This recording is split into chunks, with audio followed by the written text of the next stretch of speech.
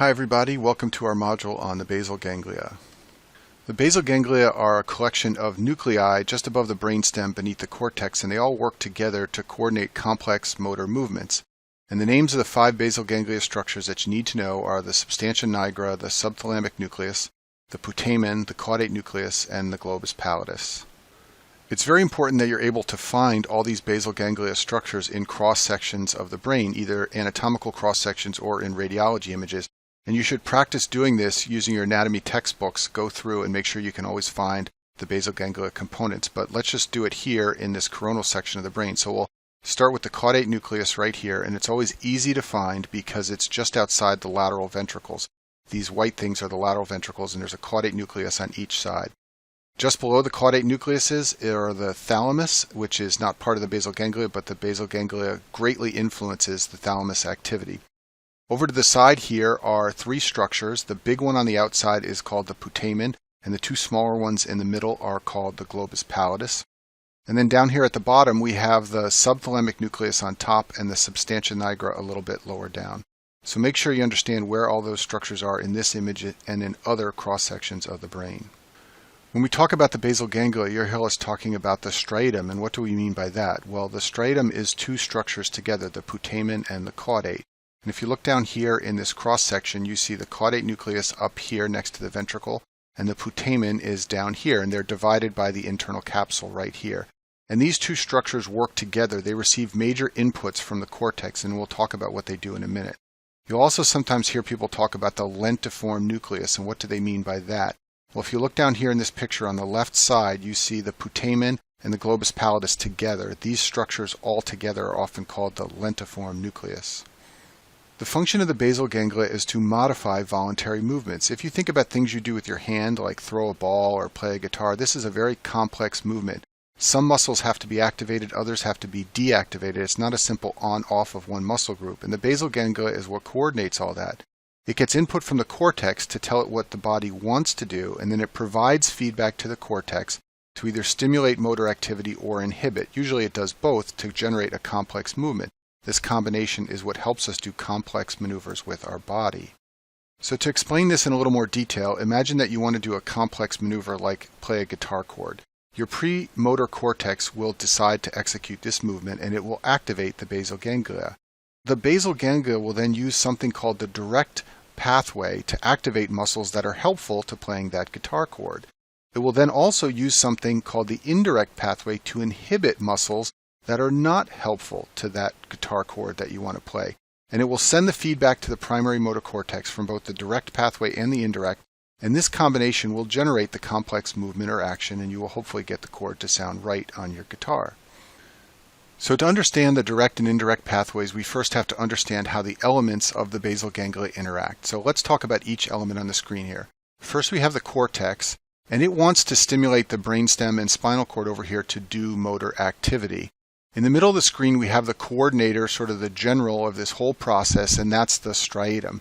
It can communicate with the substantia nigra over here on the right side of the screen, but it communicates with 2 sections of the substantia nigra separately. One's called the pars compacta and one's called the pars reticulata. Down here at the bottom we have the globus pallidus, and there are also 2 separate components of that structure that are important for the basal ganglia. The first is the globus pallidus externus, and the second is the globus pallidus internus. Over here we have the subthalamic nucleus, which also plays a role, and then finally up here we have the thalamus. It's essential that you understand that the thalamus wants to stimulate the cortex. It wants to tell the cortex to send signals to the brainstem and spinal cord to create motor activity. The reason this doesn't happen constantly in your body is that the thalamus is held back. It is inhibited by 2 key structures, the globus pallidus internus and the pars reticulata. So when you are at rest, both the globus pallidus internus and the pars reticulata are pouring GABA onto the thalamus, and this is inhibiting the thalamus. It's called tonic inhibition of the thalamus. Because that is occurring, the thalamus can't do what it wants to do. It cannot activate the cortex, and therefore the cortex is not being stimulated to activate the brainstem and spinal cord. And that's why you get no motion at rest, because the thalamus is held back by the elements of the basal ganglia. When you want to create a movement, the direct and indirect pathways are going to modulate that inhibition of the thalamus to get the movement that you want. So now let's talk about how those elements of the basal ganglia work together to stimulate movement. And remember, when you're stimulating movement, that's the direct pathway. So the cortex decides that it wants to commit to a complex maneuver. It will dump glutamate onto the striatum, and glutamate is an activating neurotransmitter, so this will activate the striatum. The striatum will then dump GABA on two key structures. The first one is the pars reticulata of the substantia nigra, and the second one is the globus pallidus internus. And you may recall that these two structures are what inhibit the thalamus. Now, GABA is an inhibitory neurotransmitter, so when you dump an inhibitory neurotransmitter on these two structures, you decrease the activity of the globus pallidus internus and you decrease the activity of the pars reticulata. That means they stop holding back the thalamus and they free the thalamus to do what it wants to do, which is to activate the cortex, and then the cortex can activate the brainstem and spinal cord and create a movement. This is how the direct pathway works, and this is fairly easy to understand. Basically, you are just shutting down the pars reticulata and the globus pallidus so that the thalamus can be free. The only confusing part is there is a little side amplifier of this system. At the same time the cortex activates the striatum, it also activates the pars compacta of the substantia nigra. This will stimulate the striatum with dopamine through D1 receptors, and that just sort of amplifies the whole process.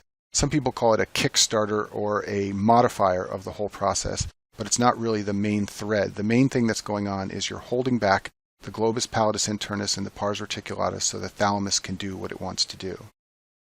Now let's talk about how we inhibit movement through the basal ganglia, and this involves the indirect pathway.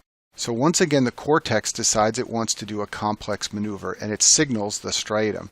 But this time the striatum is going to do something different. It's going to dump GABA onto a structure called the globus pallidus externus. Now normally the globus pallidus externus is holding back the subthalamic nucleus by signaling it with GABA, which is inhibitory. However, when the striatum dumps GABA on the GP externus, it shuts down the activity of the GP externus. Therefore, the subthalamic nucleus is free to do what it wants to do, which is to stimulate the globus pallidus internus.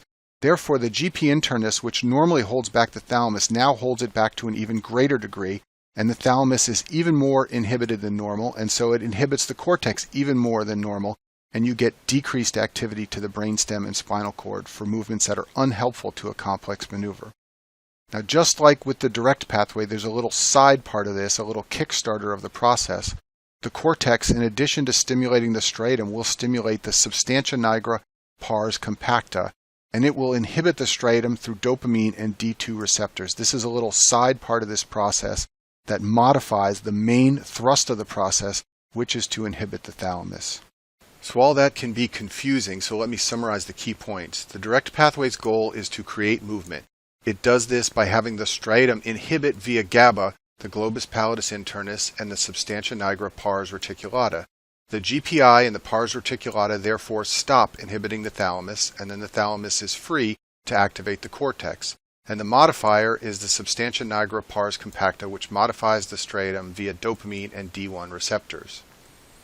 So for the indirect pathway, the goal is to further inhibit movement beyond the basal state, and it starts by the striatum inhibiting the globus pallidus externus via GABA. The globus pallidus externus then stops inhibiting the subthalamic nucleus. This allows the subthalamic nucleus to stimulate the globus pallidus internus, which then further inhibits the thalamus beyond the basal state. Once again, the substantia nigra pars compacta is the modifier, but in this case it modifies the striatum via dopamine and D2 receptor. So I find it easier to remember the modifier role of the pars compacta separately from the main actions of the direct and indirect pathway. And if you want to do that, you can just remember that the substantia nigra pars compacta modifies the direct pathway via dopamine and D1 receptors. It modifies the indirect pathway via dopamine and D2 receptors.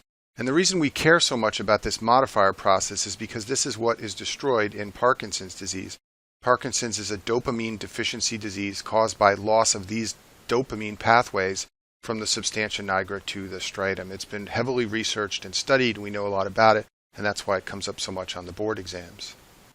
So since the basal ganglia's job is to inhibit the thalamus, any damage to the basal ganglia will result in unwanted movement. The thalamus will be freed when you don't want it to be free. So all these movement disorders occur because there's damage to the basal ganglia. Parkinson's, Huntington's, hemiballism, Wilson's disease. When you lose the basal ganglia's inhibition of the thalamus, you get unwanted motion. So in this slide, I've noted the movement disorders in the portion of the basal ganglia that they affect. So in the middle of the screen, Huntington's affects the striatum. Down here on the left, hemibolism happens when you get damage to the subthalamic nucleus. That can happen from a lacunar stroke. Over on the right side of the screen, Parkinson's affects the substantia nigra. And then Wilson's disease can affect the globus pallidus and also the striatum. And that concludes our module on the basal ganglia.